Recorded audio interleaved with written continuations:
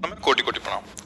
गुरुदेव, राधा केली कुंज विश्व की पावन जगह है। यहाँ भारत और विश्व के ईश्वर तुल्य महापुरुष आपके दर्शन के लिए आते रहते हैं तथा करोड़ों लोग यहाँ के पावन सानिध्य से अपना जीवन बदल रहे हैं। महाराज जी, इस दास का भय और संकोचवश ये सवाल है कि आपके राधा रानी के पास चले जाने के बाद भी राधा केली कुंज से ऐसे ही सत्संग प्रवचन आदि चलता रहेगा और हम लोगों को इस पावन धाम के दर्शन होते रहेंगे? अब ये तो हम नहीं कह सकते हैं। हम इसलिए कैसे कह सकते हैं क्योंकि ये तो भगवान के हाथ है, श्री जी के हाथ है कि वो क्या करे क्या न करे। इतना तो समझ लो कि असंभव है। संकेत में इतना ही है कि चलता रहेगा पर असंभव है। उड़िया बाबा जब थे, जैसा कृष्णाश्रम उड़िया बाबा के जाने के बाद फिर थोड़ी रह जाता है ना। तो सांप की मणि चली गई तो सांप ही रह गई, मणि तो चली जाती है ना। तो अब यद्यपि संत भगवान हैं, बहुत से संत भगवान हैं, सब प्रयास करेंगे कि, पर ये प्रयास वाला नहीं तुम सुन रहे हो। हम किसी योग्य नहीं है, अयोग्य के द्वारा भगवान जो करवा रहे हैं वो योग्यता से नहीं हो सकता है। ये हम आपको बता रहे हैं, ये जो हो रहा है ये अयोग्य से भगवान करवा रहे हैं।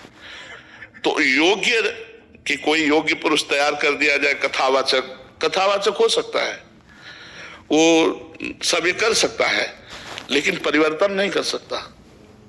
जीव की मानसिकता का परिवर्तन नहीं हो सकता। और खास बात होता है जीव की मानसिकता का परिवर्तन करना, और वो होता है श्री भगवान से।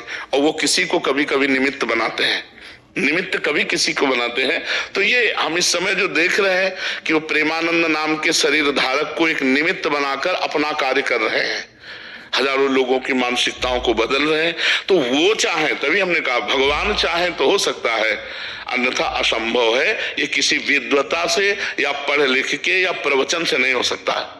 ये केवल भगवान के द्वारा करें करावें, आप सब जने बढ़ाई दें, ये उनका कार्य। हम कभी बैठ के प्रवचन नहीं सीखे, हम कोई व्याकरणाचार्य नहीं है, हमारे पास कोई वो डिग्री नहीं है, बस इतना जरूर है कि हम श्री जी के हैं, श्री जी हमारी हैं। अब वो क्या करना चाहती है उनका विधान है। तो तुम महाराज ये कह सकते हैं तुम्हारी कृपा पाओ कोई कोई। हाँ बस बिल्कुल, तुम्हारी कृपा पाओ कोई कोई।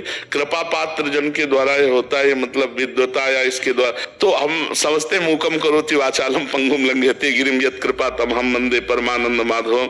नहीं ना, जिसका शरीर ठीक है उसका क्या दूसरों का परिवर्तन कर सकता है। पर ये है कि वो सर्व सामर्थ्यशाली है, बस इतना हम कहते हैं। वो क्या करना चाहते हैं? हमें तो डॉक्टर ने कहा था 5 वर्ष में मर जाओगे, बहुत 2.5 वर्ष कहा था, फिर कहा था बहुत से बहुत 5 वर्ष चलोगे। 19वां 20वां वर्ष चल रहा है, डॉक्टर के कहे के अनुसार से 19वां 20वां वर्ष चल रहा है। अब भाई भगवान कब तक चलाना चाहते हैं वो जानते हैं।